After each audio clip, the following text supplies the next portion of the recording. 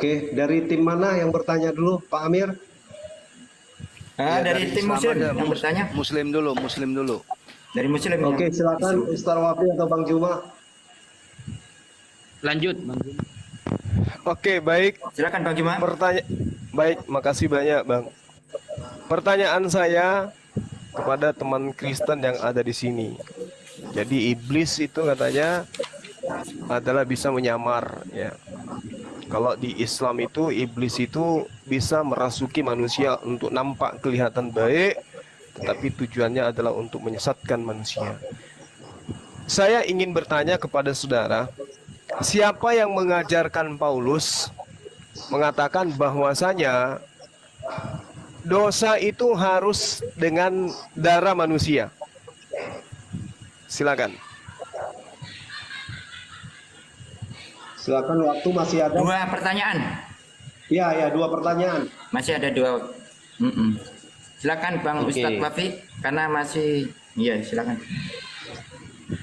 Bismillahirrahmanirrahim. Pertanyaan pertama ya. Tanpa iblis, kira-kira Yudas menyerahkan Yesus enggak? Gitu loh. Karena seluruh doktrin ya, kan inti dari doktrin kekristenan itu kan penyalipan nantinya. Setelah ketuhanan Yesus itu penyalipan, penebusan dosa. Yang saya tanyakan, tanpa penyerahan Yudas, ya, tanpa iblis, kira-kira Yudas menyerahkan Yesus enggak? Gitu pertanyaan saya ya. Jadi diingat ya pertanyaan saya. Tanpa iblis, kira-kira Yudas menyerahkan Yesus atau tidak? Apakah tak mampu dengan tidak adanya iblis? Seorang Yesus yang dikatakan Tuhan, apakah tidak mampu tanpa ada unsur iblis dan Yudas? Begitu. Mungkin itu pertanyaan saya. Oke, berarti dua pertanyaan ya. Bentar, saya ganti waktu 10 menit.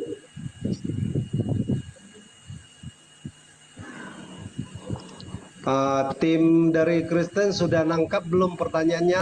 Oke, aman bro. Sudah Aman. ya? Oke, Ya. silakan berbicara. Saya akan memulai waktu saat Anda berbicara. Oke, Pak John mau jawab yang mana Pak John?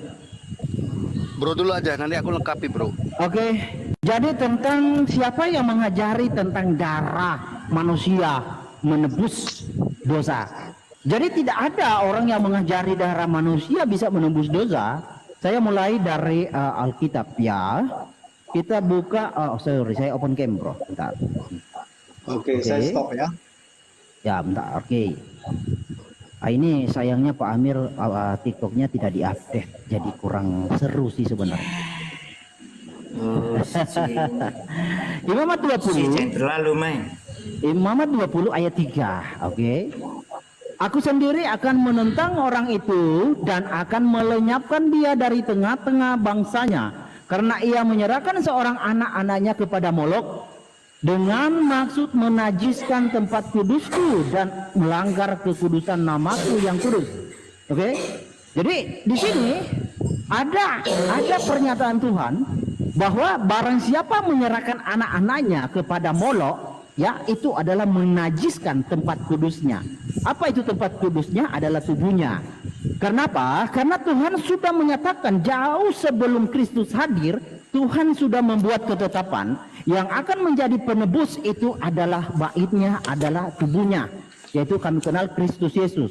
Nah, oke, jadi tidak ada pengajaran tentang darah manusia, tetapi darah Tuhan. Di dalam 1 Korintus 11 ya, ayatnya 27 ya, ayat dan 28 dan 27 dan 28. Jadi barang siapa dengan cara yang tidak layak makan roti atau minum cawan Tuhan, ia berdosa terhadap tubuh dan darah Tuhan. Jadi darah Tuhan ya, karena memang tidak ada manusia yang olehnya darahnya sendiri atau darah orang lain yang sesama manusia debutano bisa menebus dosa. Ya. Dan itu Tuhan nyatakan di dalam nubuatannya, Imamat 17 ayat 11. Imamat 17 ayat 11. Oke. Imamat 17 ayat 11. karena nyawa makhluk ada di dalam darahnya, dan aku telah memberikan darah itu kepadamu di atas mezbah untuk mengadakan pendamaian bagi nyawamu, karena darah mengadakan pendamaian dengan perantara nyawa. Oke, mungkin kawan-kawan akan berkata, wah, Yesus juga manusia. Ya, Yesus nyata dalam manusia, tapi dia ilahi. Jadi beda ya, untuk memahami manusia adalah substansi, ilahi adalah gelar, Tuhan adalah gelar. Oke, jadi kalau noto manusia, memang murni manusia yang benih debu tanah, itu tidak ada. Tuhan tidak pernah mengatakan debu tanah itu bisa menebus dosa, tetapi benih roh yang bisa menebus dosa.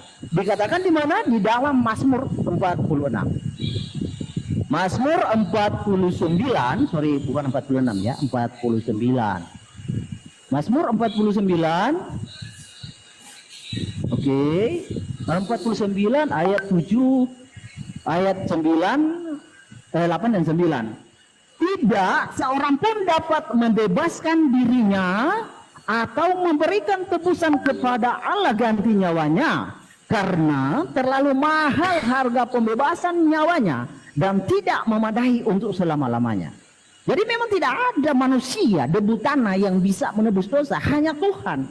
Makanya Tuhan kami itu datang, ya, dia menyatakan dirinya dalam wujudnya, yaitu Kristus, yaitu baitnya, yang sudah dia tetapkan ketika Adam dan Hawa jatuh ke dalam dosa, yaitu lewat kelahiran seorang perempuan yang akan diremukkan tumitnya.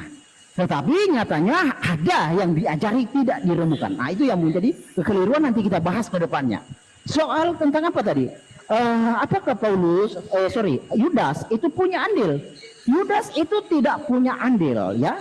Jadi gini kawan, sebelum peristiwa Yudas ini saya mau ceritakan timelinenya ya. Matius ya, Matius 16 ayat 21 dan 23 ya. 1 sampai 23. Sejak ini timeline sebelum Yudas mengkhianati ya. Ini Matius. Sejak waktu itu Yesus mulai menyatakan kepada murid-muridnya bahwa ia harus pergi ke Yerusalem dan menanggung banyak penderitaan dari pihak tua, imam-imam, kepala dan ahli Taurat, lalu dibunuh dan dibagikan pada hari ketiga. Tetapi Petrus menarik Kristus ke samping dan menegur dia, katanya, Tuhan, kiranya Elohim menjauhkan hal itu sekali-kali takkan menimpa engkau. Maka Kristus berpaling dan berkata kepada Petrus, "Enyahlah iblis." Jadi iblis di sini memang bersusah payah, ya, bekerja keras untuk menggagalkan. Dari timeline ini, pertama dia mau memakai Petrus untuk menggagalkan penyaliban, lalu tiba-tiba dia memakai Yudas, ya, untuk memakai Yudas seolah-olah dia punya andil. Nah, itu yang saya katakan dari tadi, iblis itu licik. Jadi untuk memahami apakah atas jasa Yudas atau jasa iblis yang memakai Yudas, tidak sama sekali, karena Kristus ya sudah dilihat oleh orang-orang Farisi maupun Saduki, mereka merasa terancam dan mereka merasa Kristus menghujat ya, karena dia menyatakan dirinya adalah anak Allah, yaitu Allah itu sendiri. Jadi itu alasannya. Jadi Petrus dan Yudas yang dipakai oleh iblis ya, Yudas itu timelinenya kedua, Petrus yang pertama. Jadi iblis itu bekerja keras supaya kesannya ya dia itu adalah yang menjadi pelopor terjadinya penyaliban. Dan di awal juga dia memakai Petrus. Karena kenapa? Dia ingin menggagalkan penyaliban. Ketika Kristus tersalib, maka iblis pasti diremukkan kepalanya. Silakan, Pak John. Iya, semua jawaban sudah diborong semua sama Bro Herdi. Tapi aku pengen nambahkan sedikit aja. Sebenarnya dasar penebusan itu ada di Kejadian 3 ayat 21. Ketika Tuhan memberikan pakaian yang dari kulit binatang, disitulah adalah penumpahan darah. Dan Adam saat itu tidak langsung mati. Karena firman-Nya, saat itu juga engkau mati, pada hari itu juga engkau akan mati, tetapi tidak akan mati. Karena Allah kami, Allah Kristen itu adalah Allah yang kasih, tetapi dia harus adil. Adil dalam hal ini, dosa mempunyai konsekuensinya. Nah, apakah di Islam ada konsekuensi dosa itu atau upahnya dari dosa itu? Kalau kami, dosa itu upahnya adalah maut. Sangat jelas sekali. Kemudian sebetulnya banyak ya. Itu di Keluaran 24 ayat 8 juga dikatakan. Kemudian di Ibrani 9 ayat 18 ayat 20 juga itu dikatakan. Dan di Ibrani 10 ayat 4, tidak mungkin darah hewan menebus dosa. Ya. Kemudian tanpa penumpahan darah tidak akan ada pengampunan. Itu seperti sudah dijelaskan sama Bro Herdi tadi. Ibrani 97, Imamat 17:11 juga. Yaitu karena nyawa makhluk ada di dalam darahnya. Ya, jelas sekali. Rasanya itu aja ya Bro Herdi, sudah cukup ya. Saya Jelas tambahkan sekali ya. Pakai dengan bentar ya, saya open ya. Jadi kita untuk mengidentifikasi pengajaran iblis dan pengajaran Tuhan itu sangat gampang. Kita lihat ketetapan Tuhan di dalam Alkitab seperti apa. Kenapa saya katakan lihat ketetapan Tuhan di Alkitab? Karena hanya Tuhan di dalam Alkitab yang benar-benar Tuhan, yang real Tuhan. Selebihnya itu masih klaim, masih angan-angan. Belum Tuhan yang real.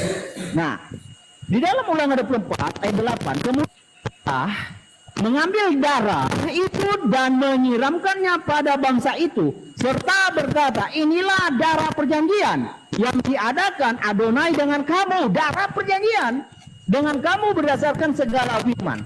Lalu seperti apa untuk mengenali iblis? Iblis pengajarannya tentu tidak berbicara tentang darah.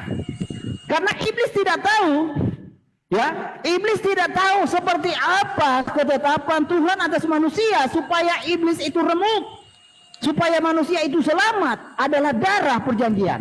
Dan Tuhan tipologikan di dalam ketika peristiwa orang Israel. Tulah pertama air menjadi darah, dan tulah terakhir adalah maut. Bagaimana orang Israel itu bisa luput dari tulah 10? Orang Israel luput karena darah yang dioleskan di ambang pintu rumah-rumah orang Israel. Itulah yang meluputkan orang Israel dari tulah ke-10 yang itu maut. Lalu bagaimana manusia bisa luput dari maut? Adalah darah Kristus, percaya Kristus adalah ketetapan Tuhan. Jadi Tuhan membuat ketetapan dengan tipologi dan berfirman. Tidak mungkin ada manusia yang bisa membantahnya karena itu sudah terjadi.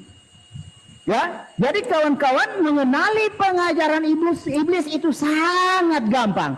Bedakan dengan pengajaran Tuhan dan ketetapan Tuhan. Jika tidak seperti ketetapan Tuhan maka itu pasti iblis. Waktu habis. Oke, waktu habis. Silakan ditanggapi oleh tim Muslim untuk ditanggapi 5 menit dari Bang Juma atau Bang Najah. Silakan. Saya set dulu waktunya. Cuma 5 Oke, menit Bang. bentar. Tanggapan. 6. Iya, masalahnya yang disampaikan tadi Saudara Heri itu kan halusinasi semuanya. Kalau kita tidak bisa membantah dengan waktu lama, kayaknya Nanti kan kita bisa cuma dipertajam. Ya, sepakati aja bro sebelum kita masuk ke tahap kita. Bronya maunya Ya, berapa? terserah gimana kesepakatan. Ya, kalau bisa 6 menit. Oke, 6 Atau menit ada bro, 8 terserah. Oke, ya. Ya, 8 8 menit. 8 boleh. menit, 8 menit, 8 menit. Iya. Oke, silakan. Terus Ya. untuk Oke, bentar kawan-kawan. Jadi waktu untuk menanggapi 8 menit, terus waktu untuk mempertegas jawaban berapa menit? Biar kita sepakati. Di awal berapa bro? Di awal 8 kan menit. menjawab 10 menit, Baru menanggapi ditanggapi 8 menit. Lalu mempertegas Untuk mempertegas jawaban. berapa di situ? 8 menit. 8 juga. Oke. Berarti Oh, 8 8 juga. ya, sama-sama 8 ya. Oh, oke, gitu aja. Siap. Oke. Oke, siap. Oke, waktu dimulai saat Anda berbicara. Silakan. Iya, baik. Saudara Herdi tadi di awal mengatakan di dalam kitabnya itu iblis itu adalah disebut diabolos, ya, artinya penentang atau yang melawan. Nah, Saudara Herdi 10 menit itu menunjukkan pernyataan-pernyataan kitabnya yang melawan semua perintah Tuhan di dalam perjanjian lama. Kenapa perjanjian lama itu penebusan dosa itu dengan darah hewan. Kok tiba-tiba ditentang dan harus dengan darah manusia? Lalu kemudian ketika kita melihat tentang ajaran penebusan darah dengan penebusan dosa dengan darah manusia, ini asalnya dari mana? Siapa yang mengajarin?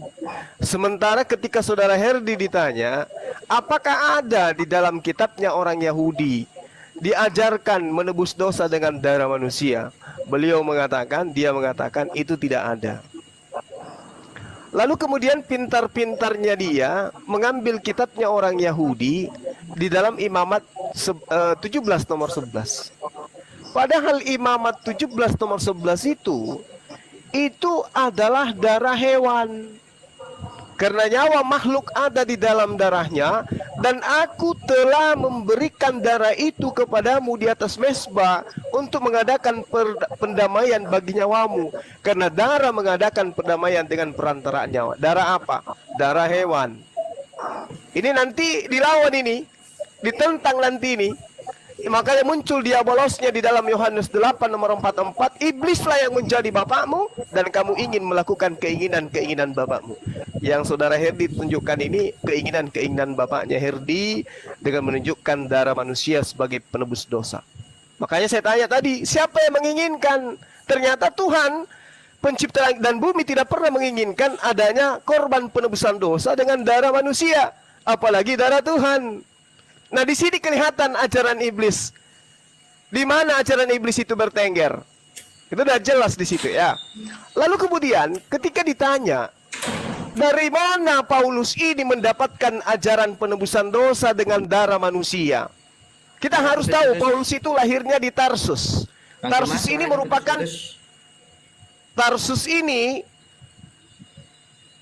adalah merupakan pusat penyembah dewa. Ya, misalnya Dewa Mitra. Di situ penyembahan Dewa Mitra itu memang membutuhkan darah di dalam pengampunan dosa, dan darah adalah lambang daripada penebusan dosa yang ada di Tarsus. Paulus itu ada di sana. Kalau dikatakan Paulus itu orang Yahudi, ya mungkin orang tuanya. Orang tua Paulus adalah orang Yahudi yang mengharamkan darah. Tetapi karena Paulus sejak kecil sudah terbiasa dengan upacara penyembahan berhala, sehingga bagi Paulus, darah sudah merupakan sumber kekuatan dan merupakan penebusan dosa sesuai dengan ajaran penyembah Dewa Mitra dan Dewa Herakles. Ya, ini dapat kita lihat di dalam 1 Korintus 10 nomor 16. Darah, dan tubuh Yesus. Ini ajaran dari mana? Paulus mendapatkan ilmu dari mana? Bahwa dosa harus ditebus dengan darah dan tubuh Yesus manusia. Saudara Herdi mengatakan itu tidak ada di dalam Bible. Lalu dari mana? Inilah yang dikatakan oleh Yesus, iblislah yang menjadi bapakmu dan kamu mau melakukan keinginan-keinginan bapakmu. Malam ini kita saksikan si saudara Herdi mau melakukan kehendak daripada Paulus, yaitu mendudukkan anak Maria sebagai penebus dosa di atas tiang salib. Nah, kemudian di dalam pengajaran saudara Herdi di dalam kitabnya sendiri, Yesus itu diwahyukan oleh Allah sebagai juru selamat kepada Bani Israel. Dengan cara apa? Dengan cara mengajarkan satu-satunya juru selamat, yaitu Allah itu sendiri. Tuhan yang mengutus Yesus, yang Yesus sebut sebagai Bapa di surga. Baca Yesaya 44 nomor 6. Baca Yesaya 44 nomor 24. Baca Yesaya 45 nomor 21. Bahkan baca Matius 19 nomor 17, Matius 7 nomor 21.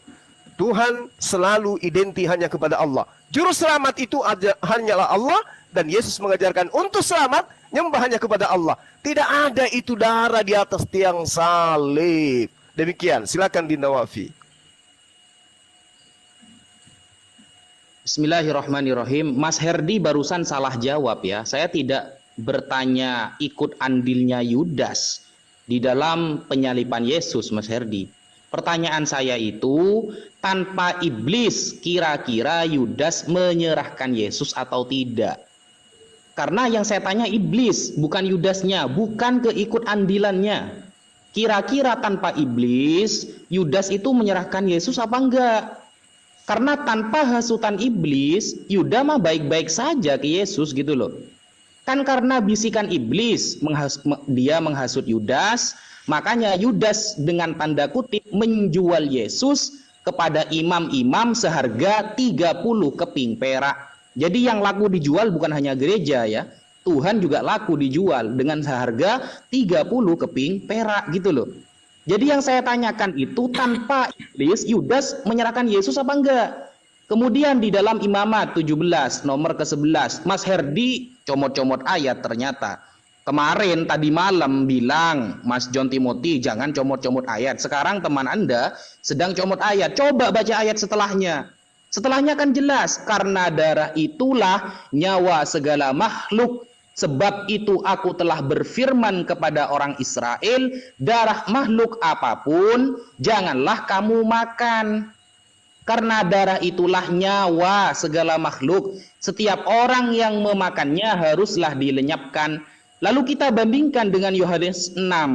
Yohanes 6, 53 sampai 54. Maka kata Yesus kepada mereka, aku berkata kepadamu, sesungguhnya jikalau kamu tidak makan daging anak manusia dan minum darahnya, kamu tidak mempunyai hidup dalam dirimu. Barang siapa makan dagingku dan minum darahku, ia mempunyai hidup yang kekal, dan aku akan membangkitkan dia pada akhir zaman.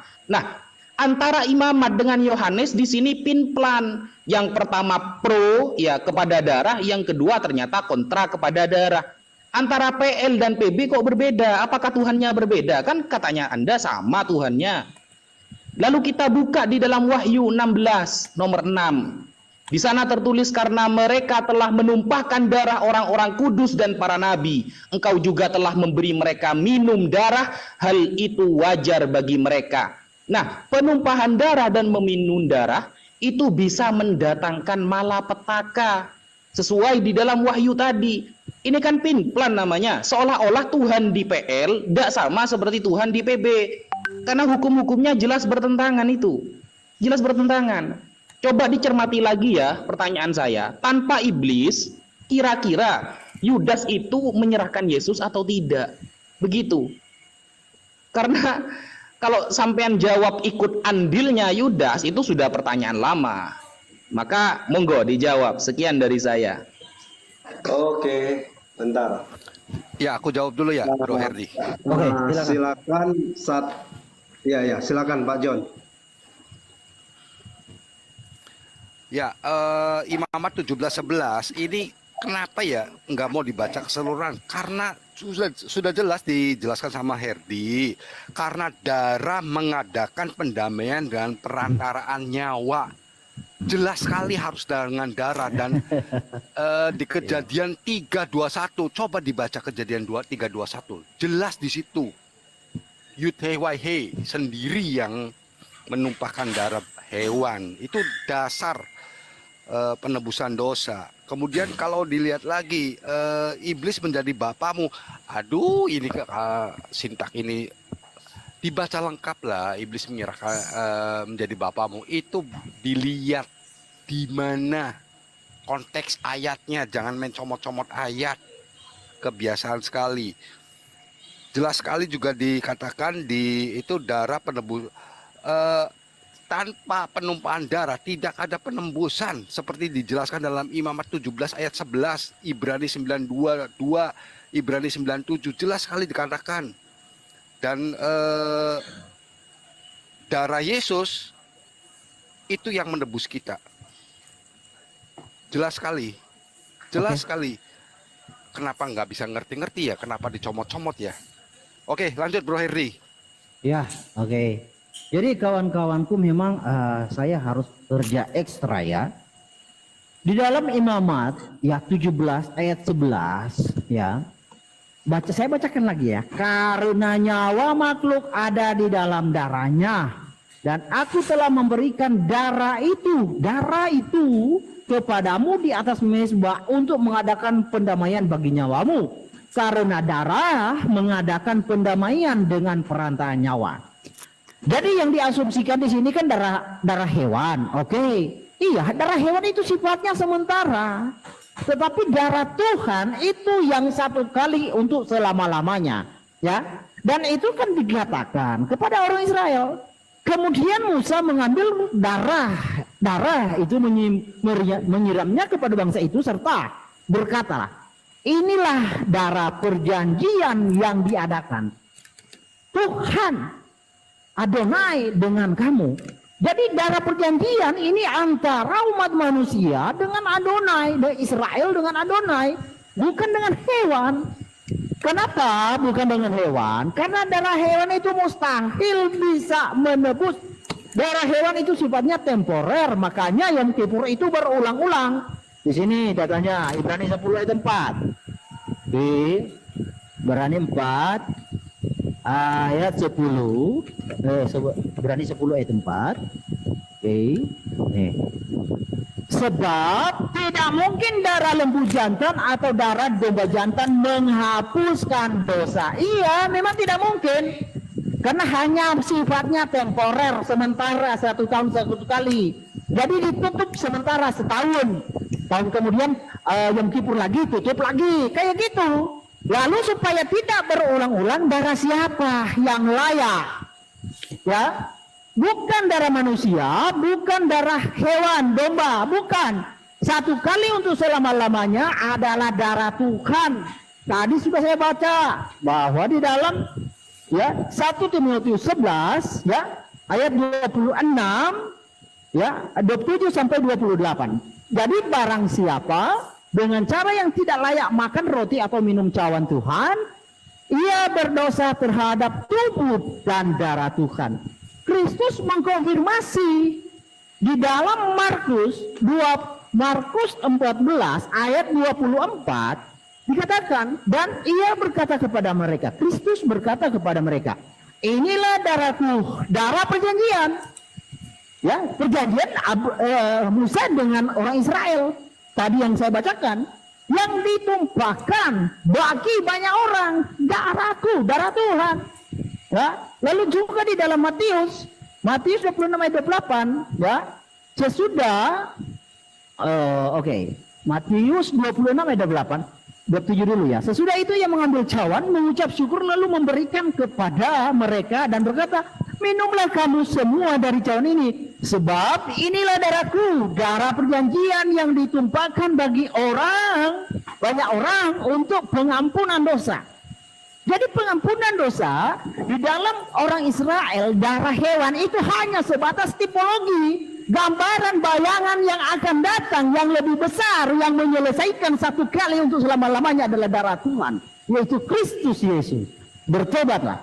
Lalu di dalam tipologinya kan gini, tipologinya orang Israel terhindar dari maut karena darah. Bukan karena kekuatan orang Israel, salah. Bukan karena pedang, bukan. Tapi darah yang menghindari, menyelamatkan Anda dari maut. Oke, di sini. Di dalam Keluaran 12, ayatnya yang ke-13. Oke. Nah, dan darah itu menjadi tanda bagimu pada rumah-rumah di mana kamu tinggal. Apabila aku melihat darah itu, maka aku akan lewat daripadaku. Jadi tidak akan ada tulah kemusnahan di tengah-tengah kamu apabila aku menghukum tanah Mesir. Jadi dengan darah itu kita tidak akan dimusnah. Nah, darah itu sudah ada dan dia telah naik ke surga. Jika you menolak darah itu, konsekuensinya you musnah. Oke, jadi apa yang sudah dibahasakan dari tadi, begitu bisa kita menarik suatu pemahaman untuk bisa membedakan ketetapan Tuhan dengan kehendak iblis. Iblis memang ketakutan dalam hal ini, maka dia sebisa mungkin mau mengajari yang berlawanan dengan ketetapan Tuhan. Itu pasti. Iblis tidak mau dia sendirian di dalam neraka, makanya dia mau mengajari orang bahwa darah tidak mungkin, bahwa penebusan Tuhan tidak mungkin jadi penebus. Tuhan di dalam perjanjian lama sudah menyatakan dirinya adalah juru selamat dan penebus. Ya, di dalam Yesaya 60 ayat 13. Dalam Yesaya 60 ayat 13 ya. Yesaya 60 ayat. Pak John kalau masih mau tambahkan kasih kode aja. Lanjut, gampang. 60, sorry, bukan 60, 63. 63 ayat 13. Oke. Oke, ayat 16. Bukankah engkau bapa kami? Sungguh Abraham tidak tahu apa-apa tentang kami dan Israel tidak mengenal kami. Ya Adonai, engkau sendiri bapa kami, namamu ialah penebus kami sejak dahulu kala. Jadi Tuhan sudah menyatakan dirinya bahwa dia itu juru selamat dan penebus. Nah, ditipologikan kepada orang Israel.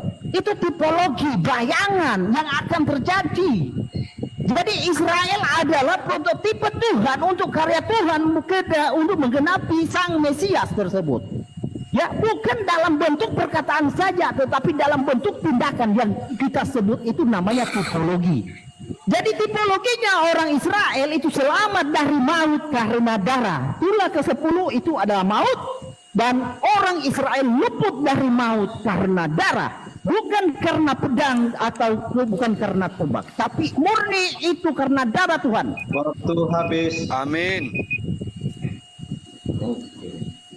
Bentar, sekarang Selanjutnya. waktu untuk pihak Kristen bertanya, waktu 2 menit maksimal 2 pertanyaan. Silakan dimulai saat Anda berbicara. Saya serahkan sama Bro Herdir semua untuk bertanya 2 menit, Bro. Oke. Terserah. Topik kita adalah tentang iblis. Tadi saya sudah paparkan dari sudut pandang kekristenan bahwa Tuhan menciptakan segala sesuatu baik. Kejadian 1 ayat 31, ya. Kejadian 1 ayat 31. Nah, bila mana itu menjadi tidak baik? Karena iblis, ya, karena malaikat ingin sama seperti Tuhan, dia membangkang, dia memberontak, maka dia disebut iblis. Nah, di dalam pemahaman Quran, ya, bahwa iblis itu bukanlah malaikat, tetapi iblis itu memang sudah diciptakan iblis. Bagaimana Allah Subhanahu wa taala mau menerapkan kebaikan, menerapkan keselamatan jika dia juga yang menciptakan kecelakaan? Contoh, di dalam surah 64, saya bacakan ya. Surah 64 At-Takabun ayatnya yang kedua dan ayatnya yang keempat ya. Oke. Bentar, saya open cam ya. Oke. Sebentar. Di pause dulu, Bro. Bentar ya. Udah. Nah, di dalam surah At-Tagabun dikatakan di sana bahwa Allah Subhanahu wa taala itu menciptakan manusia sudah kafir dan muslim. Nah, bagaimana Allah menghendaki sesuatu pertobatan jika manusianya sudah dia ciptakan celaka? Ya kan, contoh ya seperti Adam 40 tahun sebelum diciptakan sudah ditetapkan berdosa. Bagaimana pula harus menyalahkan dia ketika berdosa? Harusnya yang disalahkan itu yang membuat skenario itu, bukan yang korban. Adam dan manusia dan iblis itu adalah korban. Di dalam surah Al-Hijr ayat 39, iblis disesatkan oleh Allah. Bagaimana pula Allah menyalahkan iblis sedangkan Allah sendiri yang menyalahkan iblis? Allah sendiri di dalam surah Al-Hijr ayat 39, Allah lah yang menyesatkan iblis. Bagaimana pula iblis itu disalahkan? Lalu Adam sebelum diciptakan sudah ditetapkan berdosa. Bagaimana pula Adam disalahkan? Coba jelaskan konsep Allah seperti apa? Habis, Bro. Oke, bentar. Saya set waktunya bentar. 10 menit untuk menjawab ya, sebentar. Oke, silakan menjawab pertanyaan 10 menit, waktu dimulai saat Anda berbicara. Lanjut, Bang. Iya. Jadi kalau kita lihat ya, Saudara Herdi berapi-api, tapi ajaran yang dia sampaikan itu adalah ajaran yang bertentangan dengan ajaran Tuhan yang ada dalam Perjanjian Lama. Darah, dan darah. Sementara darah yang dimaksud oleh Perjanjian Lama itu darah hewan. Kenapa diganti menjadi darah manusia? Bahkan dia dengan berani mengatakan darah Tuhan, gitu ya. Jadi situ sangat jelas. Lalu kemudian sekarang dia balik lagi menyerang Islam nih. Ya, dikatakan bahwa Allah itu menciptakan iblis katanya. Padahal Allah itu menciptakan seluruh makhluknya kemudian sebelum sebentar. Adam itu diciptakan, itu tidak ada Bang Zuma, pembangkangan. bentar. Bang Zuma, Pak Amir, bentar. Pak Amir Saya itu udah suara pause. apa Pak Amir? Aduh, Pak Amir suara apa itu? Mengganggu. Suara apa? Bunyi Suara masih geruduk-geruduk bersuara, kayak Kak? gitu. Bunyi geruduk. Nah, sekarang udah clear. Oke, sorry bro, lanjut semua. Iya. Oke, Jadi silakan, Al-Quran Oke. menerangkan Bismillahirrahmanirrahim. Wa iskala rabbuka lil malaikati inni ja'ilun fil ardi khalifah. Di sini iblis yang adalah juga serupa dengan malaikat karena dia dalam keadaan suci itu belum melakukan pembangkangan. Makanya yang diseru di sini siapa? Malaikat. Wa iskala rabbuka lil malaikati inni ja'ilun fil ardi khalifah. Nah, kenapa kemudian dikatakan iblis itu berasal dari jin dan manusia? Karena itu tadi, dari makhluk jin, para malaikat ini kemudian diantaranya ada yang membangkang perintah Tuhan. Yang membangkang perintah Tuhan ini yang disebut iblis. Kalu ataja'alu fiha may yufsidu fiha wa yasfikud dima wa nahnu nusabbihu bihamdika wa nuqaddisu lak. Qala inni a'lamu ma la ta'lamun. Lalu kemudian iblisnya itu ditanyai, kenapa engkau itu kemudian membangkang ketika ada perintah kepadamu untuk sujud kepada Adam? Apa yang dikatakan oleh malaikat yang adalah iblis, yang ada iblis yang diseru dengan seruan malaikat tadi? Aku lebih baik, ana khairum minhu, aku lebih baik daripada dia. Khalaqtani, ya, kau menciptakan aku minar dari api, wa khalaqtahu mintin, sedangkan dia kau ciptakan dari tanah. Ini cara iblis menyesatkan. Dari mana kalau kita melihat dari faedah, dari manfaat yang bisa dirasakan oleh manusia, lebih berfaedah tanah. Kalau kita ingin memilih gitu loh, daripada api. Kenapa dari tanah manfaatnya jauh lebih besar, jauh lebih banyak yang dimanfaatkan oleh manusia. Api hanya kecil saja. Tapi kalau tanah, manfaatnya itu jauh lebih berguna bagi kehidupan manusia. Meski api pun berguna, tetapi tanah, segala aspek yang dibutuhkan oleh manusia, sumbernya dari tanah. Tapi iblis mengatakan, ana khairum minhu, saya lebih baik daripada dia. Aku dari tanah kau cipta, aku dari api kau cipta, sedangkan dia dari tanah. Nah ini pemutarbalikan fakta. Satu kebenaran dianggap kedustaan, satu kedustaan dianggap kebenaran. Tuhan sudah mengatakan bahwasanya penebusan dosa itu dengan darah hewan, darah hewan, darah hewan, darah hewan, berubah kemudian dengan adanya intrik yang dilakukan oleh iblis memasuki seseorang untuk mengajarkan kemudian bahwa darah hewan itu harus diganti dengan darah Tuhan. Dan malam ini kita lihat perwakilannya kembali menggaungkan bahwa Tuhanlah yang harus punya darah menjadi tumbal. Padahal katanya Tuhan itu adalah roh. Ternyata roh itu punya darah dan harus menjadi tumbal bagi dosa-dosa mereka. Nah, Al-Quran mengatakan seperti itu. Wa iskala rabbuka lil malaikati inni ja'ilun fil ardi khalifah. Semua makhluk Tuhan ketika belum diciptakan perintah kepada Adam, belum ada Adam alaihissalam, iblis yang adalah jin, yang adalah malaikat, itu adalah makhluk yang taat kepada Allah. Dia tidak pernah ingkar. Tapi ketika kemudian Adam dicipta, dia ingkar kemudian. Lalu sumpahnya, aku akan menyesatkan semua anak keturunan Adam, kecuali hanya sedikit dari mereka. Nah, bagaimana iblis itu menyesatkan? Dengan cara apa iblis itu menyesatkan anak keturunan Adam? Dengan dia pensiun dan memberikan wewenang selanjutnya kepada anak Adam untuk menyesatkan sesamanya manusia. Iblis pensiun, sekarang yang dilanjutkan oleh oknum yang mengajarkan bahwa darah Tuhanlah yang harus tumpah untuk menebus dosa manusia. Makanya ketika perwakilannya ditanya, wahai saudara Herdi, di mana kau dapatkan ilmunya? Darah Tuhan yang harus menjadi tumbal. Ternyata data yang disajikan kemudian adalah dari kitabnya 1 Korintus 11 nomor 27 nomor 28. Padahal di situ maksudnya adalah kurios. Bukan Tuhan, tapi Tuhan atau Yesus. Darah Yesus, di mana dalilnya di dalam perjanjian lama seperti itu? Sedangkan kalau kita melihat di dalam Matius 8 nomor 5, Matius 8 nomor 4, Yesus memerintahkan orang sesamanya untuk melakukan persembahan yang sama seperti Musa.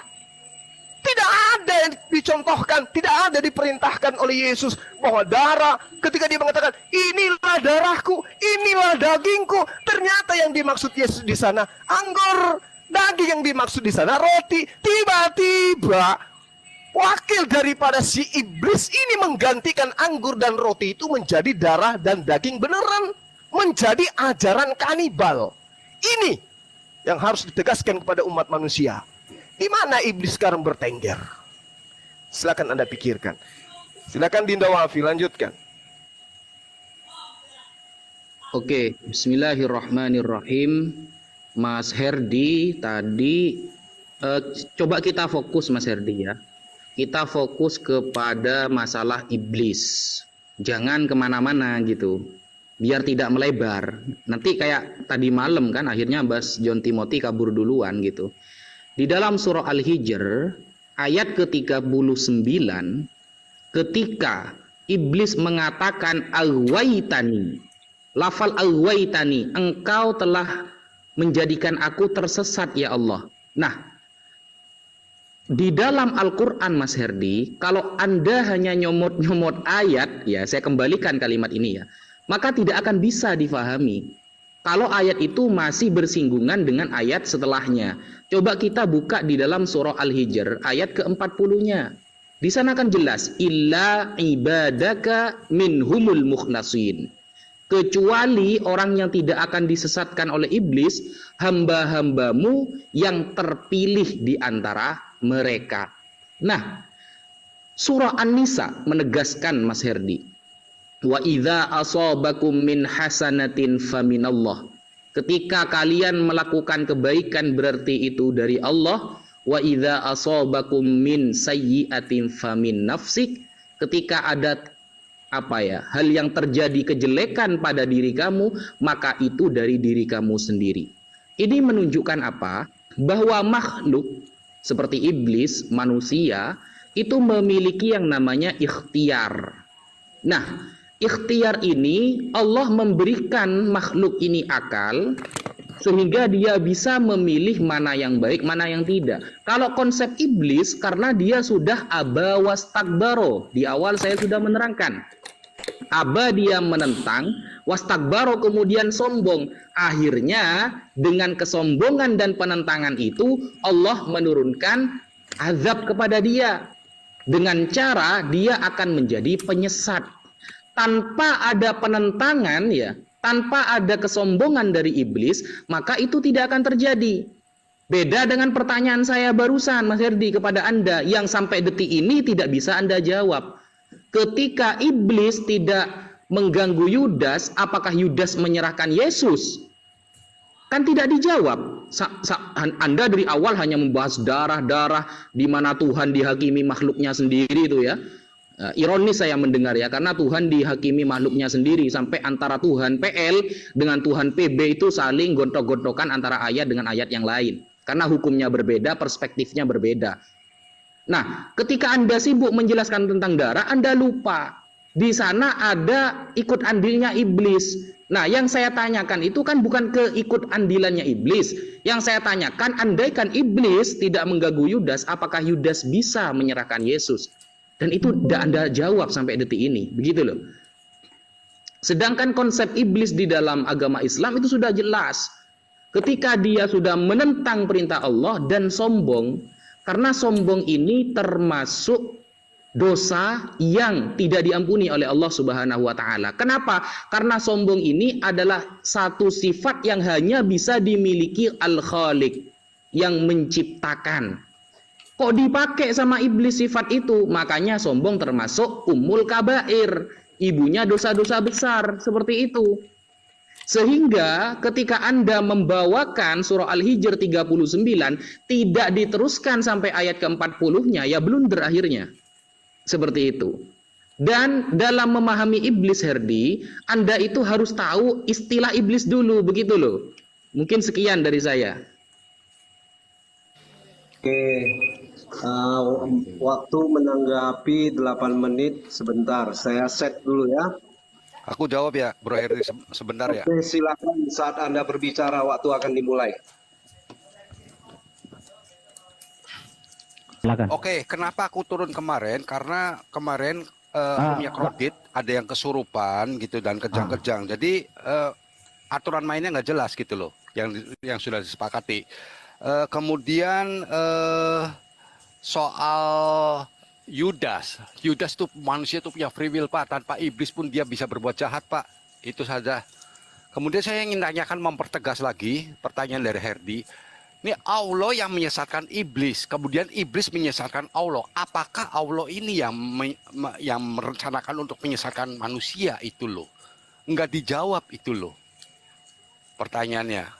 Juga di ayat ini Allah QS 6123, Allah yang jadikan orang-orang jahat. Maksudnya apa itu? Berkorelasi melalui iblis gitu loh. Kemudian di QS 17, iblis tidak mau menyembah Allah. Ya memang benar, karena yang disuruh kan malaikat. Apakah iblis termasuk golongan malaikat? Perintahnya gimana? Diikutin salah, iblisnya nggak diikutin salah. Gimana ini maksudnya? Kemudian ditanyakan lagi nih, dan tidak ada seorang pun yang beriman kecuali dengan izin Allah. Apa maksudnya ini nih? Karena ini berkorelasi dengan iblis gitu loh. Memang sengaja Tuhan menyuruh iblis untuk menggoda manusia sehingga manusia tersesat. Tetapi yang menyesatkan iblis siapa dulu? Berarti manusia disesatkan sama Allahnya sendiri gitu loh. Lanjut Bro Herdi. Oke, ini kan tentang kata akwaitan nih. Bukan engkau memutuskan aku sesat, ya. Jadi seolah-olah iblis itu bersalah dulu baru Allah mengatakan dia sesat. Bukan. Kata akwaitani, ya, akwaitani itu di sini, Bro. Nah, kita bahas sesuai interlinear ya. Akwaitani, engkau telah menyesatkanku, ya. Bukan memutuskan aku sesat, tetapi Allah lah yang menyesatkan iblis. Sama seperti Allah menetapkan Adam, ya, sebelum dia diciptakan. Di dalam hadis sahih Bukhari 3157, hadis sahih Bukhari 3157, Adam sebelum diciptakan 3157 sudah ditetapkan berdosa. Jadi gini kawan, kalau Adam sebelum diciptakan lalu sudah dinyatakan berdosa, lalu ketika Adam berdosa, Adam tidak boleh disalahkan. Yang wajar, yang pantas disalahkan yang membuat skenario itu, yang membuat ketetapan itu. Gini, Adam dan Nabi Musa berdebat. Nabi Musa berkata, Adam, kamulah adalah Adam yang dosa-dosamu telah mengeluarkan kamu dari surga. Nabi Adam membalas, kamu Musa yang telah Allah pilih dengan risalah ajarannya dan dengan hikmat kalimatnya, lalu kamu menyalahkan aku atas urusan yang telah ditakdirkan atasku sebelum aku diciptakan. Sebelum Adam diciptakan sudah ditakdirkan berdosa. Lalu ketika Adam berdosa diusir, itu salah siapa? Jangan salahkan Adam, salahkan yang membuat skenario ini. Ya, jadi kawan-kawan saya ajak kalian ya. Kenapa saya tanya mengapa Allah itu menciptakan iblis? Iblis kan dijelaskan oleh kawan-kawan sepakat iblis itu penentang. Mengapa pula Allah menciptakan penentang? Lalu di sisi lain dia menyatakan mengajarkan manusia bertobat. Harusnya kagak ada penentang itu. Jangan Allah kok kesannya ikut andil dalam pertentangan ini. Apakah benar yang saya curigai Allah itu punya sifat ya sama seperti ini? Contoh seperti ini. Barang siapa ya di sini Allah mengadakan setan. Barang siapa yang berpaling dari pengajaran Tuhan yang Maha Pemurah, kami adakan baginya setan.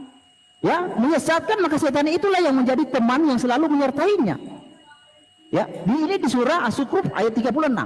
Lalu di surat Maryam ayat 83. Tidakkah kamu lihat bahwasanya kami telah mengirim setan-setan? Bagaimana Allah bisa mengirim setan?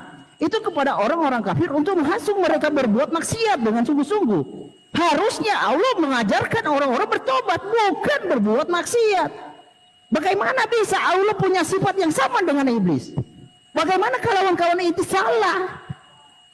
Apa mungkin kalian salah mengenali Allah? Allah punya sifat yang sama dengan iblis. Contoh di sini ya, di dalam surah 6, bentar ya. Di pause dulu waktunya, bro.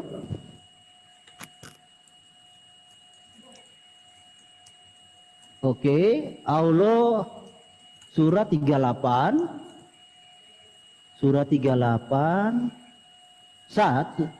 ayatnya 82, bentar ya. Nah, 82. Oke, nih. Iblis.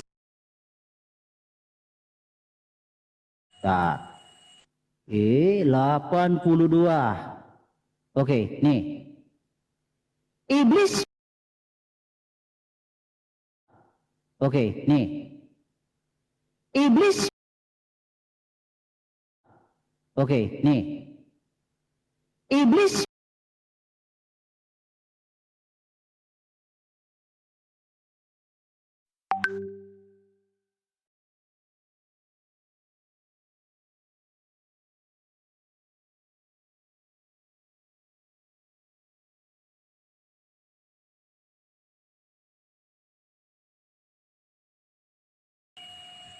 Sorry.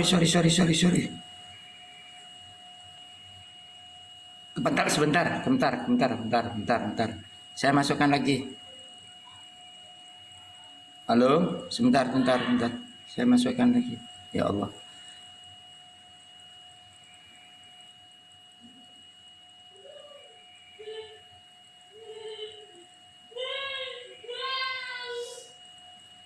Bang Yuma, Malikil, minta permintaan dulu. Ini Bang Malikil. Oke. Berserah. Wah, kenapa Pak Amir? Tadi kepencet aku. Enggak, sinyalku bagus kok. Kepencet tadi. Kepencet sedikit karena tak rubah itunya tadi. Oke, sudah semua masuk. Kurang satu, siapa? Udah semua.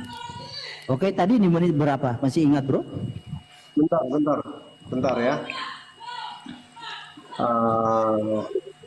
2 menitan Ini HP lebih. itu. Bentar ya. Tinggal Tadi 2 lupa menit. aku pause. Sebentar, 2,5 menit kalau nggak salah tadi. Ya. Tinggal 2,5 menit. Iya benar. Ya. Ya mohon maaf. Cuman gini, sorry kawan-kawan. Iya. Ini nggak tahu HP ku kenapa dicas nggak mau naik ya, atau karena on cam terus ya? Oh iya, betul, bro. On cam terus nggak Iya, naik. Pak Amir. Baterai Pak Amir masih banyak nggak?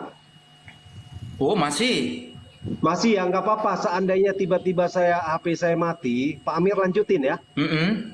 Oke, siap. Boleh ya? Nggak akan Oke. mati bro, kalau dicas terus nggak akan mati.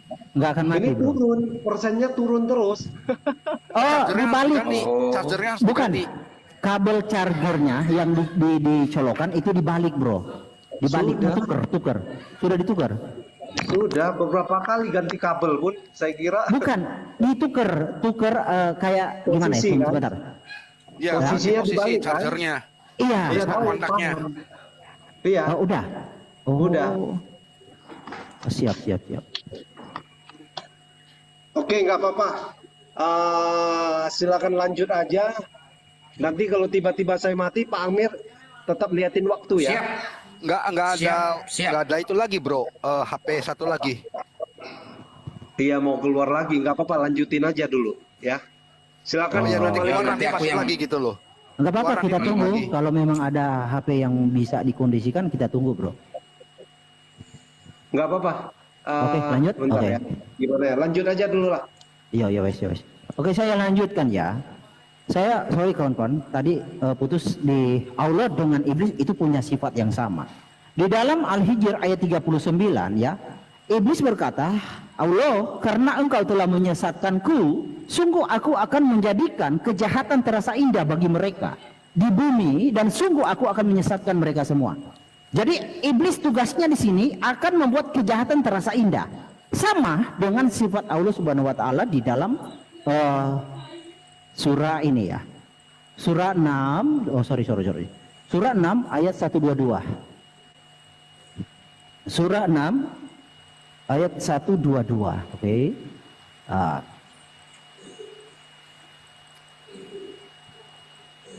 Oke, 122. Nih. Nah, apakah orang yang sudah mati lalu kami hidupkan diberi cahaya yang membuatnya dapat berjalan di tengah-tengah orang, banyak seperti orang yang berada dalam kegelapan sehingga dia tidak dapat keluar dari sana?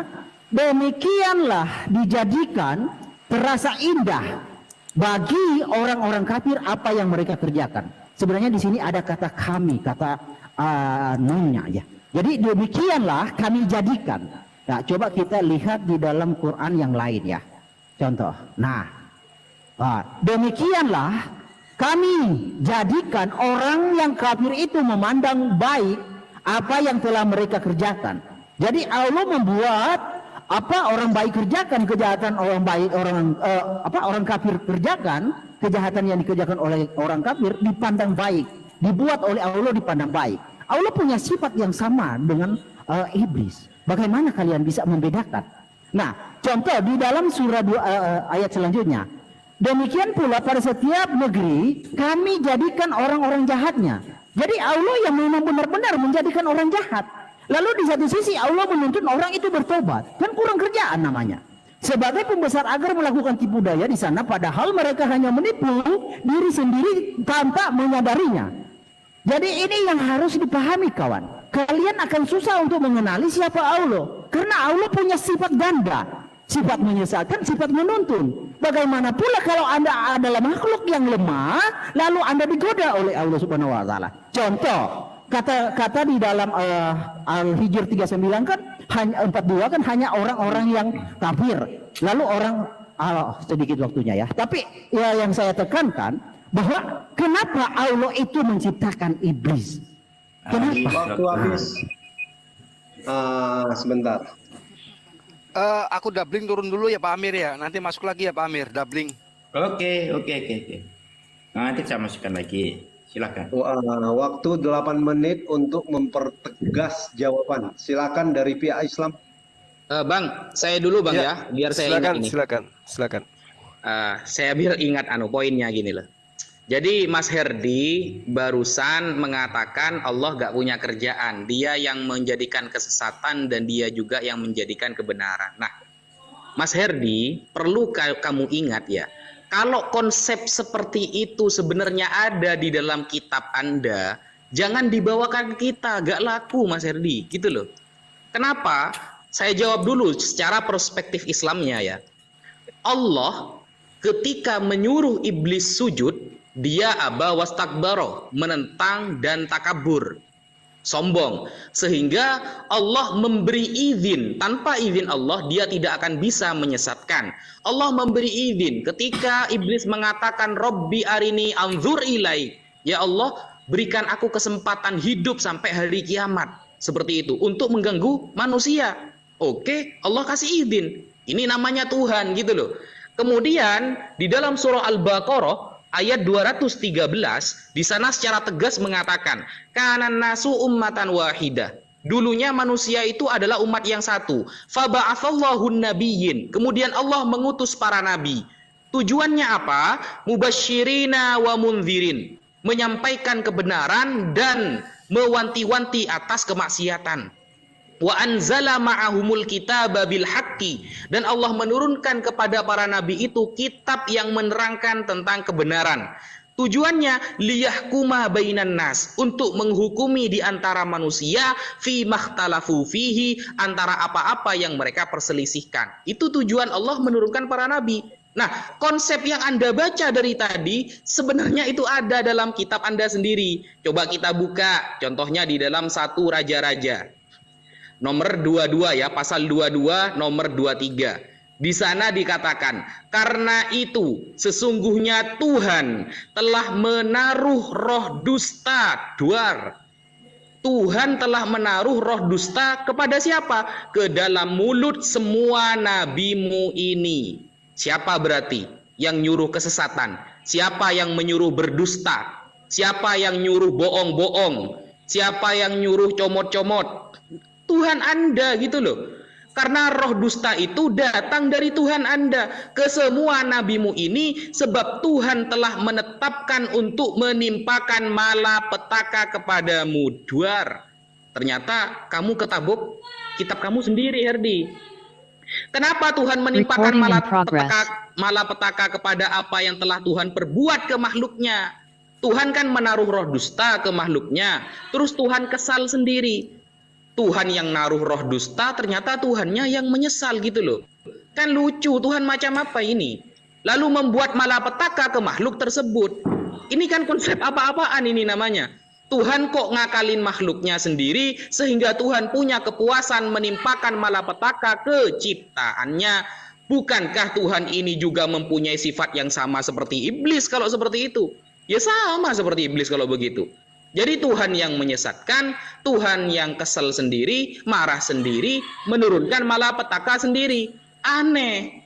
Dan Tuhan juga yang menyesatkan dan menuntun di dalam kitab Anda itu. Kamu buka di dalam 2 Tawarikh 18, nomor 22. Karena itu sesungguhnya Tuhan telah menaruh roh dusta ke dalam mulut nabi-nabimu ini. Jadi Tuhan ya yang menaruh roh dusta ya ke nabi-nabimu ini, sebab Tuhan telah menetapkan untuk menimpakan malapetaka kepadamu. Lucu itu ya konsepnya Tuhan Anda ya, yang naruh kesesatannya Tuhan, yang marah-marah kesel Tuhannya, yang ngasih malapetaka Tuhannya. Sekian, selamat datang di kebenaran. Lanjut Bang Zuma. Iya, jadi sudah sangat jelas ya bahwasanya Allah itu memerintahkan, tidak lantas kemudian menempatkan iblis itu di neraka.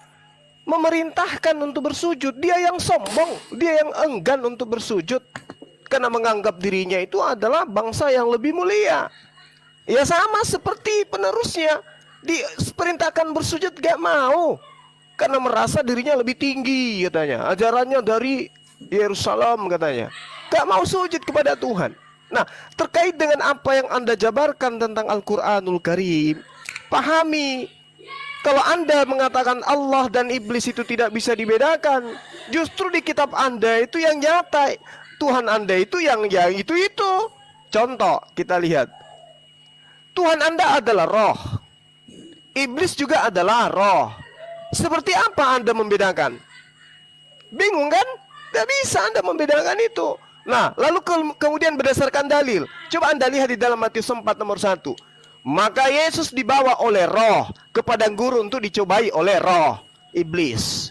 Iblis ini roh. Yang membawa Yesus juga adalah roh.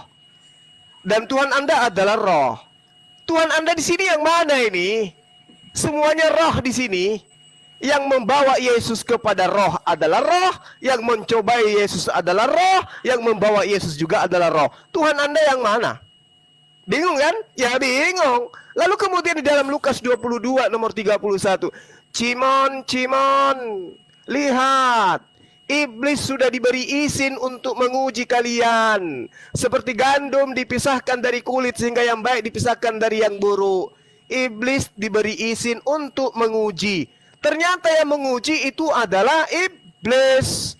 Oke, Mazmur 66 nomor 10 nomor 12. Sebab engkau telah menguji kami ya Theos. Oh, Theos yang menguji ternyata. Sementara di dalam Lukas 22 nomor 31 yang menguji itu adalah iblis. Ini yang mana ini Tuhan kamu ini? Ya. Lalu kemudian di dalam Yeremia 9 nomor 7, di situ juga Tuhan Theos menguji manusia. Zakaria 13 nomor 9, Theos juga menguji manusia. Maleakhi 3 nomor 3, Tuhan juga menguji manusia. Roma 5 3 sampai 4 juga demikian adanya. Yakobus juga demikian adanya. Jadi Tuhanmu dengan iblis itu bedanya yang mana? Dia yang datang mengatakan perintah kepada Adam. Kemudian perintahnya dilanggar oleh Adam. Lalu dampak daripada dosa itu merembes sampai ke anak turunannya. Sudah begitu, dia sendiri yang datang mati di atas tiang salib. Datang bunuh diri, dibunuh oleh manusia. Ini Tuhan atau apa sih? Itu yang Anda harus pahami. Justru Anda yang harus berpikir di sana. Kalau kami di Islam itu sudah final. Ya, sudah final di Islam itu. Bahwasanya ketika manusia itu mentaati perintah Allah, Allah yang jadi sandaran, maka posisi kami adalah sebagai seorang muslim yang mendudukkan Tuhan pencipta langit dan bumi satu-satunya yang harus ditaatin.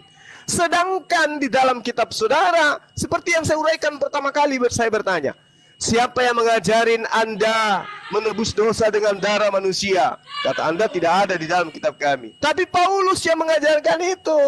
Makanya Yesus mengatakan, waspadalah kepada ahli Taurat, waspadalah kepada orang Farisi, waspadalah kepada orang munafik. Mereka menjelajahi daratan, menyeberangi lautan, mentobatkan orang asing untuk masuk ke dalam agamamu. Dan 2 kali lebih jahat daripada ahli Taurat itu sendiri. Agama mana yang didirikan oleh ahli Taurat? Oke. Silakan. 2 menit buat pihak muslim bertanya ya. Ini sesi kedua ya. Oh, sisi kedua. Oke, lanjut. Iya, sesi 2 kedua. menit bertanya. Silakan bertanya, waktu dimulai saat Anda berbicara. Lanjut, Bang. Mau nggak Bang Juma? Oh ya, pertanyaan saya masih yang tadi ya. Di dalam Yohanes 8 nomor 44, di situ Yesus dengan sangat jelas sekali, iblislah yang menjadi bapakmu. Berarti ada golongan dari pengikut Yesus yang menjadikan manusia itu sebagai bapaknya. Kamu ingin melakukan keinginan-keinginan bapakmu. Nah sekarang, keinginan siapa yang bertentangan dengan keinginan sang bapak yang diajarkan oleh Musa? Bapak yang mengajarkan Musa menginginkan korban dengan darah hewan. Bapak yang diwakili oleh Paulus itu adalah bapak yang menginginkan darah Tuhan. Sekarang pertanyaan saya kepada saudara Herdi, Anda mengatakan darah Tuhan untuk selama-lamanya. Tunjukkan dalilnya di dalam keinginan bapaknya Abraham, Ishak dan Yakub bahwa manusia harus menebus dosa dengan darah Tuhan.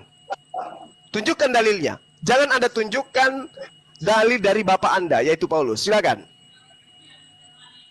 Oke, pertanyaan saya yang di awal ya, yang belum terjawab ya. Tanpa iblis, Yudas menyerahkan Yesus atau enggak? Begitu. Tapi pakai dalil ya, jangan hanya asumsi gitu loh. Kalau Mas John Timothy kan biasanya asumsi gitu. Jadi pakai dalil gitu. Jadi iblis bisa enggak tanpa iblis, Yudas apakah dia akan menyerahkan Yesus atau tidak? Seperti itu. Karena nanti akan berkepanjangan itu masalahnya. Monggo, lanjut. Oke, 2 pertanyaan ya. Sebentar. 2 pertanyaan. Sebentar. 10 menit untuk menjawab. Oke, waktu dimulai saat Anda berbicara. Silakan. Oke, aku jawab dulu ya. Yohanes Ya, 8:44 harus dibaca dari Yohanes 42-nya. Aku bacain ya. Kata Yesus kepada mereka, "Jikalau Allah adalah Bapamu, kamu akan mengasihi aku sebab aku keluar dan datang dari Allah, dan aku datang bukan atas kehendakku sendiri melainkan Dialah yang mengutus aku. Apakah sebabnya kamu tidak mengerti bahasaku? Sebab kamu tidak dapat menangkap firmanku. Iblislah yang menjadi bapamu dan kamu ingin melakukan keinginan-keinginan bapamu. Ia adalah pembunuh manusia sejak semula dan tidak hidup dalam kebenaran. Sebab di dalam dia tidak ada kebenaran. Apabila ia berkata dusta, ia berkata atas kehendaknya sendiri. Sebab ia adalah pendusta dari bapa segala dusta." Jelas dari 42 dibacanya kalimat ini. Kemudian soal Yudas. Nah ini Wafi, asumsi bagaimana dari tadi sudah dikatakan bahwa manusia itu punya free will. Justru Anda yang tidak pernah menjawab pertanyaannya saya, lari-lari terus dari pertanyaan saya. Yaitu kenapa itu Allah yang menyesatkan iblis? Iblis yang menyesatkan manusia. Apakah Allah yang menyesatkan manusia? Berarti sumbernya penyesatan itu adalah Allah sendiri. Itu dijelaskan tuh di QS 15 nomor 39. QS 38 dari nomor 80 sampai 85. Kemudian QS 6 nomor 1, 2, 3, Allah yang jadikan orang-orang jahat. Gimana ini? Ajarannya seperti ini kah? Di mana katanya Allah kasih? Di mana katanya Allah sayang, tetapi ternyata yang menyesatkan manusia adalah Allah sendiri. Yang menjebloskan neraka adalah Allahnya sendiri. Coba jelaskan secara detail. Silakan Bro Malikil. Oke. Jadi pertanyaannya berulang-ulang dengan jawaban yang sudah spesifik ya. Jadi sudah saya kasih penjelasan ayatnya. Saya tambah lagi Yesaya 54 ayat 5. Sebab yang menjadi suamimu ialah Dia yang menciptakan engkau. Yod-He-Vav-He semesta alam namanya. Oke. Yang menjadi penebusmu ialah Yang Maha Kudus Allah Israel. Ia disebut Allah seluruh bumi. Jadi penebus itu adalah Allah seluruh bumi. Menebus dari apa? Dari maut. Caranya seperti apa? Sudah dikasih tipologinya. Orang Israel luput dari maut itu adalah darah. Apalagi yang mau saya jelaskan? Kenapa nggak bisa nangkap? Ya, jadi Kristus lah yang menjadi bait sang Hashem. Kristus yang tampil dengan darahnya manusia itu disucikan. Jadi logikanya gini, kalau masih bertanya lagi ini udah keterlaluan gini. Jadi manusia ini adalah kotor. Jadi harus ada media yang suci dan kudus untuknya manusia ini bisa menjadi suci, menjadi bersih. Tidak mungkin barang yang kotor mencuci barang yang kotor. Tapi itu dipakai loh oleh logika Allah Subhanahu wa taala bisa begitu. Orang kafir bisa menebus orang mukmin. Ya, jadi logikanya gak nyambung kalau dibawa ke dalam dunia sehari-hari.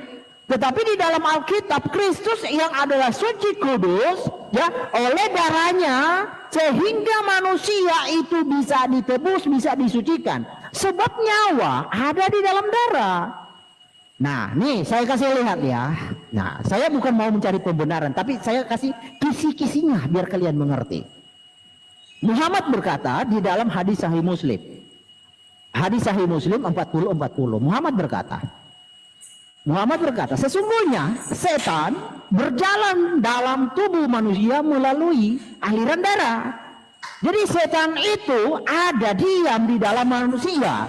Jadi untuk meruntuhkan setan itu harus ada darah yang suci supaya setan itu wafat, supaya setan itu kalah, remuk kepalanya.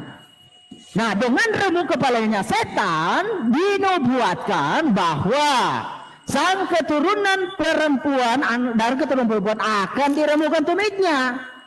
Nah, makanya setan itu, iblis itu lari tunggang langgang ketakutan. Ketika nubuatan itu hampir digenapi, dia ketakutan. Kenapa ketakutan? Karena takut ketika nubuatan itu digenapi, dia akan diremukkan kepalanya. Nah, lalu bagaimana dengan meremukkan tumitnya? Itulah yang selalu ditanya dengan oleh Bro Wafi bahwa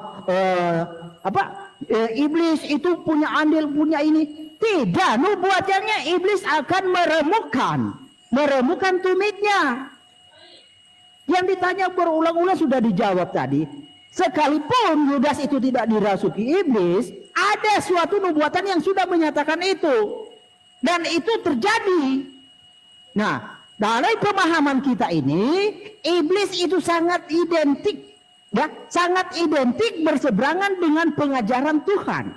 Tuhan membuat ketetapan bahwa penebusan itu dengan darah, bukan dengan potong lalu darahnya dibuang di silokan. Itu bukan kehendak Tuhan. Islam tidak mengenal hal ini. Lalu siapa yang ngajari Islam ketika berkurban darahnya dibuang di silokan?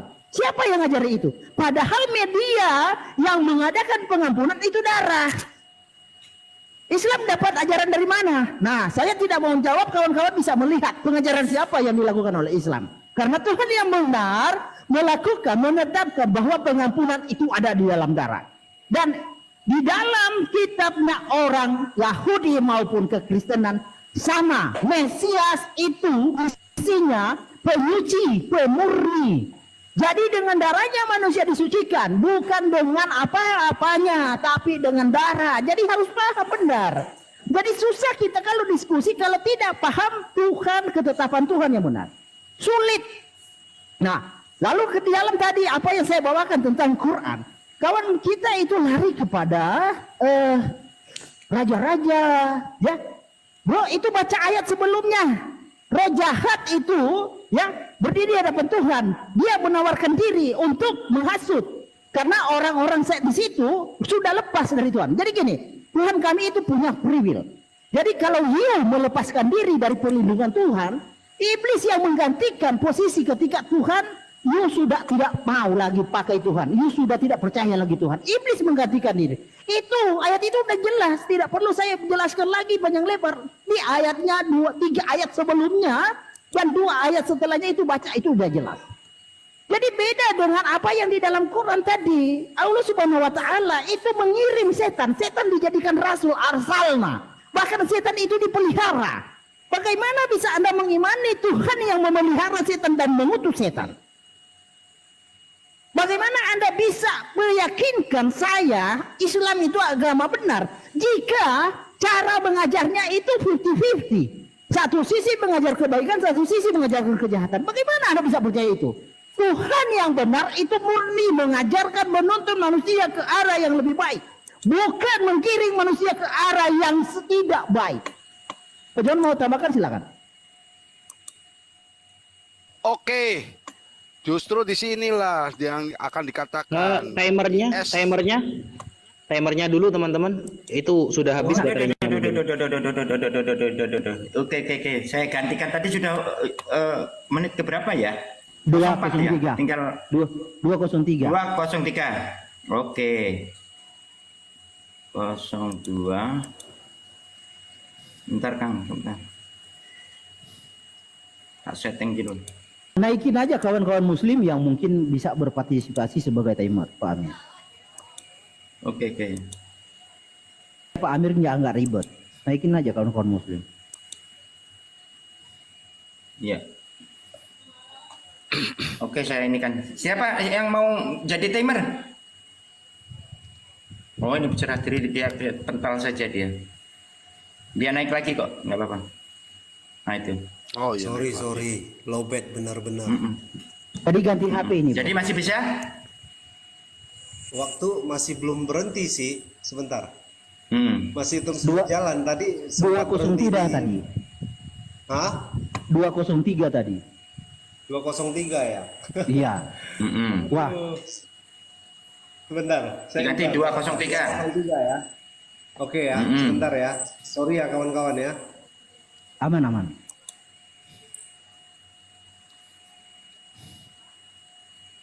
Oke, silakan. Lanjut Pak John. Ya, di QS 17, 16 sampai 61 sampai 64, iblis tidak mau sembah Adam. Dari tadi tidak dijawab-jawab.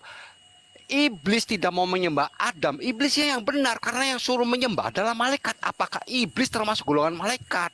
Jadi di sini seolah-olah Allah tuh mencari oknum yang bisa disalahkan gitu loh. Gimana ini? Belum lagi QS 2 nomor 272. Belum lagi QS 10 nomor 100. Belum lagi Misalkan QS sedikit, 10 Pak John, nomor ya. 999. Gimana? Allah selalu mencari kambing hitam untuk bisa disalahkan, tetapi Allah sendiri tidak bisa membereskannya.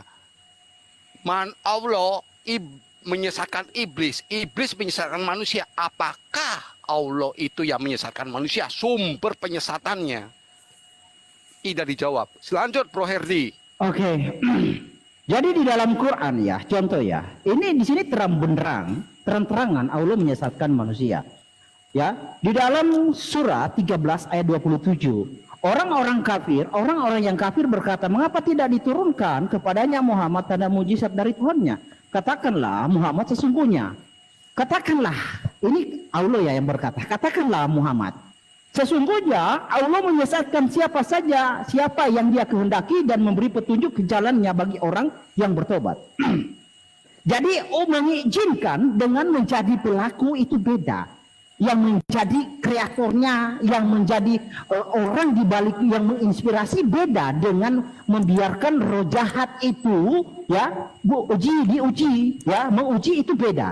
Tapi di sini yang menjadi inspirasi itu Allah sendiri yang memerintahkan. Dan Allah sendiri yang bertindak sebagai penyesat. Bukan iblis. Sesungguhnya Allah menyesatkan siapa saja yang dia kehendaki. Bagaimana Anda bisa beriman Allah itu menuntun, lalu di satu sisi Allah itu penyesat? Lalu Anda mengatakan bahwa Waktu habis. Tuh. Sebentar. Oke, disetting 8 menit. Iya, sebentar Pak Amir. Recording stopped. Semakin seru, semakin malam semakin panas ya. Ya, 8 menit silahkan menanggapi. Oke, silakan tanggapi Bang Juma dengan semangat. Iya. Jadi dalil terakhir yang dibawa oleh Herdi itu justru membuktikan Al-Quran itu valid, benar, dan tidak bisa diragukan oleh orang yang punya akal sehat. Jadi Allah menghendaki, kemudian Allah menyesatkan yang dikehendaki dan menyelamatkan apa yang Allah kehendaki. Ketika Allah itu datang, Allah hanya memberikan data-data hukuman, ketentuan, dan hukum-hukum hanya kepada bangsa Israel.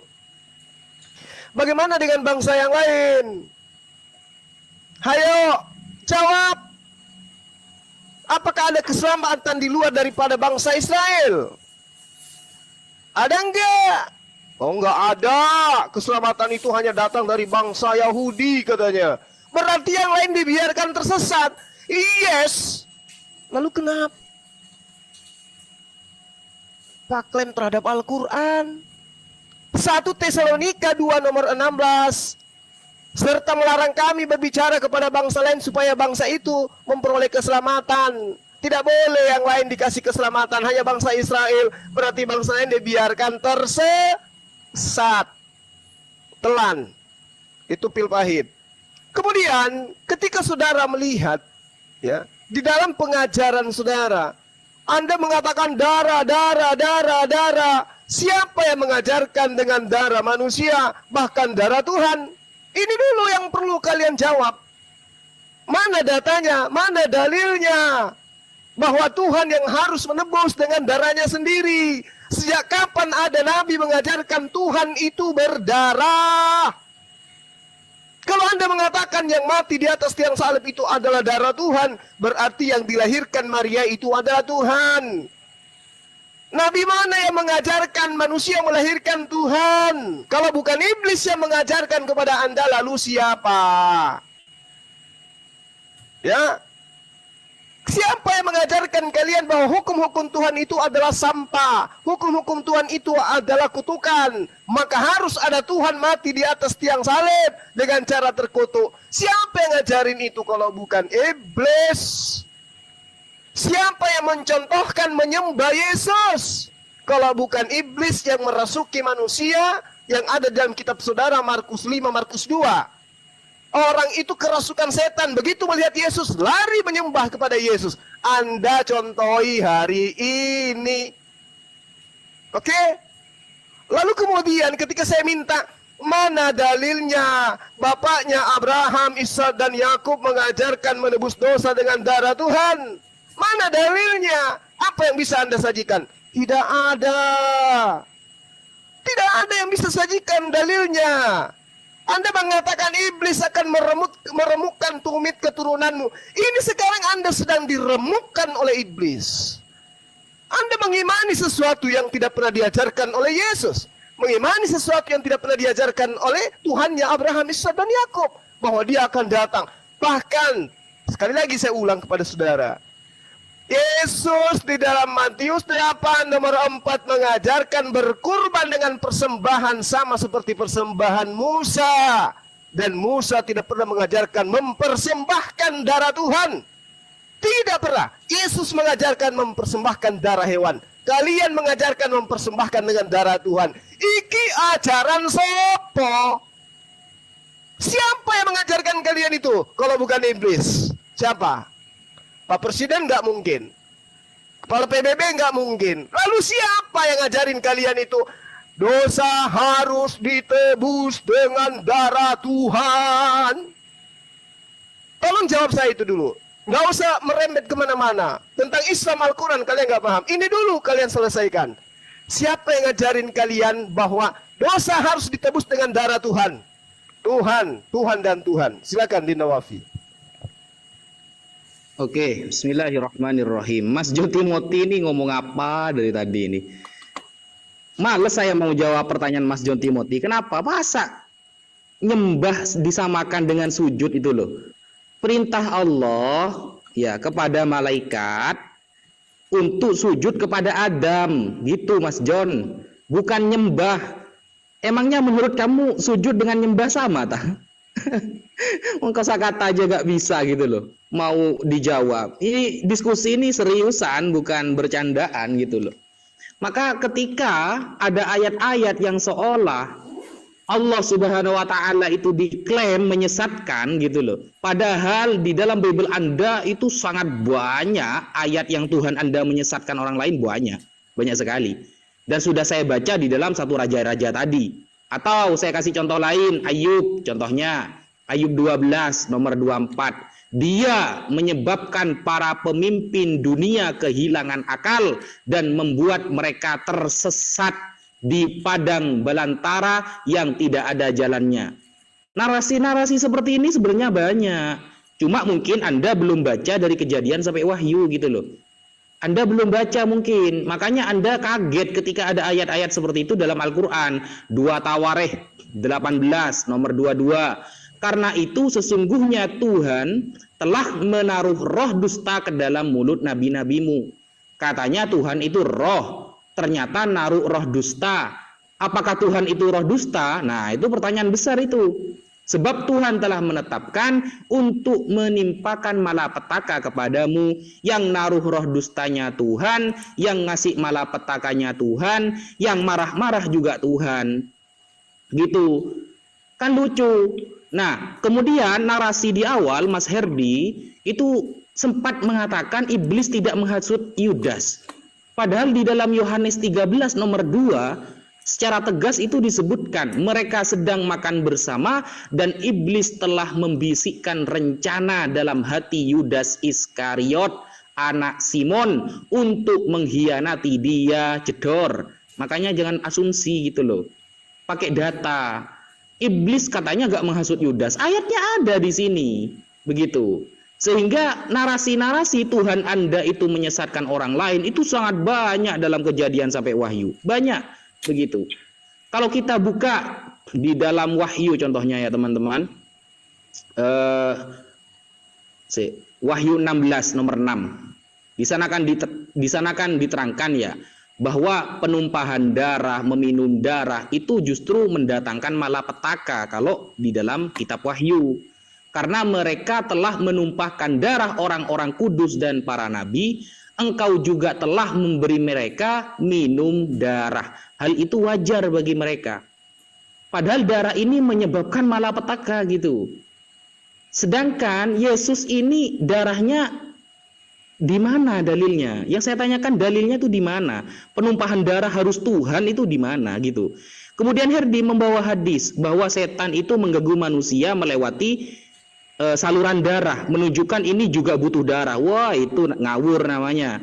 Cara iblis ya mengganggu manusia melalui peredaran darah. Gak ada kaitannya sama darah dalam Bible Anda gitu loh. Sekian dari saya. Oke. Waktu bentar. 8 menit untuk mempertegas lagi jawaban. Silakan. Ya, aku jawab dulu ya. Ada ketakutan dari teman-teman Islam kalau kita mempelajari soal Islam gitu loh ya. Bukan urusannya. Ya, itu terserah kamu lah. Mengenai Israel itu coba dibaca di Efesus 2 ayat 12 bahwa waktu itu kamu tanpa Kristus tidak termasuk kewarganegaraan Israel dan tidak mendapat bagian dalam ketentuan yang dijanjikan, tanpa pengharapan dan tanpa Allah di dalam dunia. Tuh Israel bro. Penebusan dengan darah itu bisa dibaca di Matius 26 ayat 28. Itu sendiri Tuhan Yesus yang mengatakan. Aduh gak pinter-pinter. Sebab inilah darahku, darah perjanjian yang ditumpahkan bagi banyak orang untuk pengampunan dosa. Catat. Salah satunya banyak ayat-ayat dalam Alkitab. Ya inilah susahnya. Kemudian dalil penebusan dosa itu saya bilang dicatat Kejadian 3 ayat 21. Justru itu Wafi tidak pernah menjawab maupun Zuma juga tidak pernah menjawab. Gimana? Gini, kita ulangi lagi gitu loh. Allah menyesatkan iblis. Iblis menyesatkan manusia. Berarti dalangnya siapa ini? Oknum utamanya siapa? Gitu loh yang menyesatkan manusia. Apakah Allah yang menyesatkan manusia? Akhirnya sengaja menyesatkan manusia. Dijelaskan dong, bukan malah menjawab bertele-tele. Coba dibaca lagi. Ya kan? Quran 17. Nomor 61 sampai 64. Quran 10 99. Quran 10 ayat 100. Aduh, gimana sih? Lanjut Bro Herdi. Waktu saya stop, ini Malikil kenapa ini? Kepental ya? Oh, ada kepental dia. Kepental.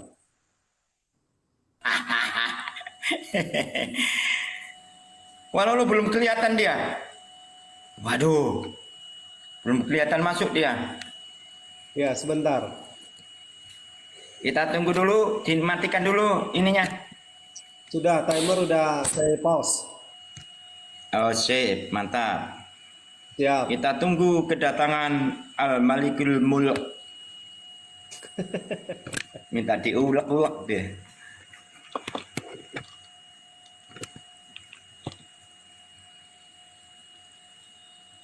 Ah, ini sudah ada, masuk. Sudah ya? Silakan masuk.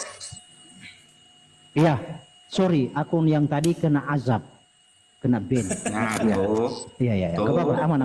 Ah. Wah, ini roh kudusnya. Nggak apa-apa, datang. kawan-kawan yang suka ngeban, saya punya 10 akun kok. Jadi masih ada 9. Ini nanti saya masuk lagi dengan 1.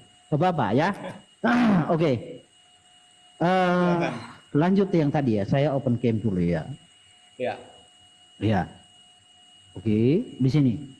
Jadi kawan-kawan muslim yang mau ngeban ya nggak apa-apa. Saya punya masih 9 akun lagi. Ah.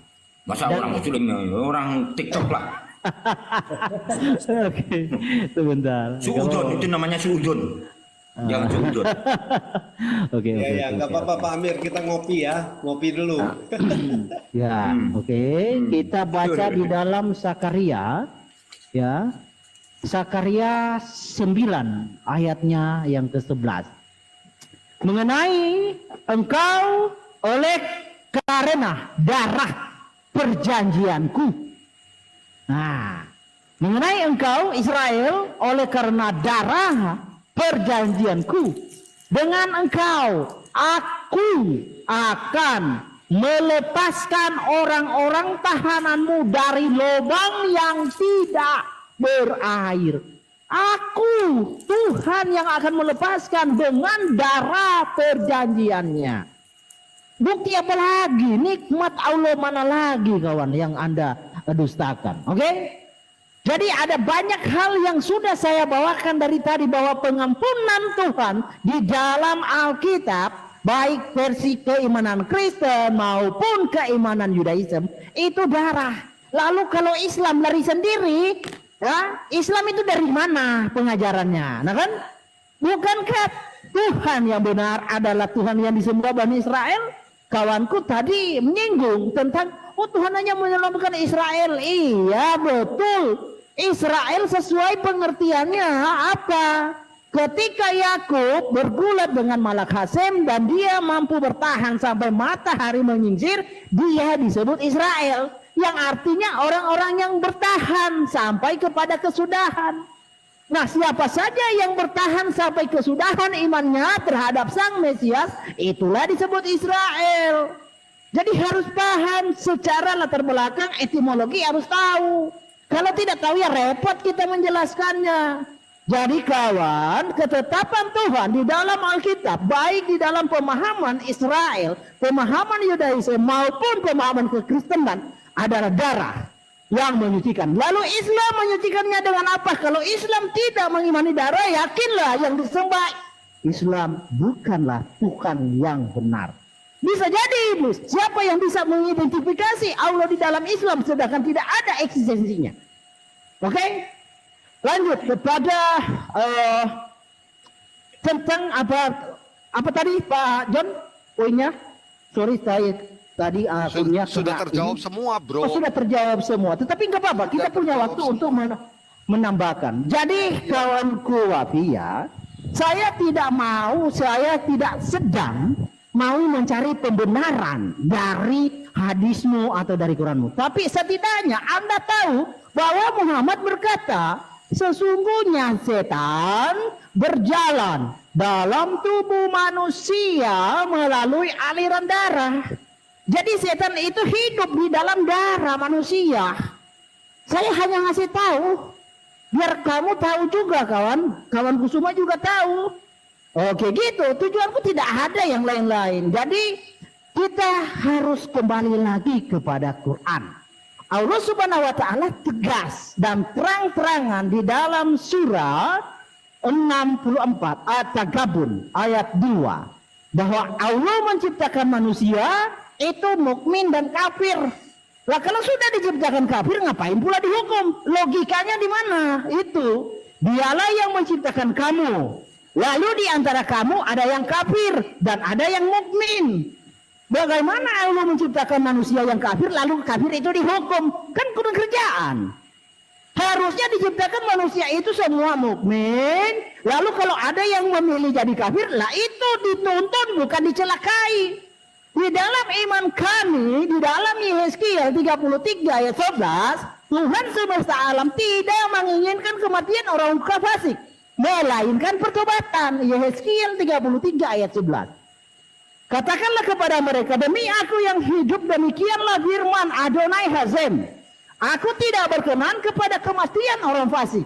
Berbeda sifatnya dengan Allah Subhanahu wa taala. Allah Subhanahu wa taala justru ya membuat orang-orang kafir itu memandang baik kejahatan, dijerumuskan. Beda dengan sifat yang ada di dalam Alkitab. Kematian orang fasik melainkan aku berkenan kepada pertobatan orang fasik itu dari kelakuannya supaya ia hidup, bukan maut.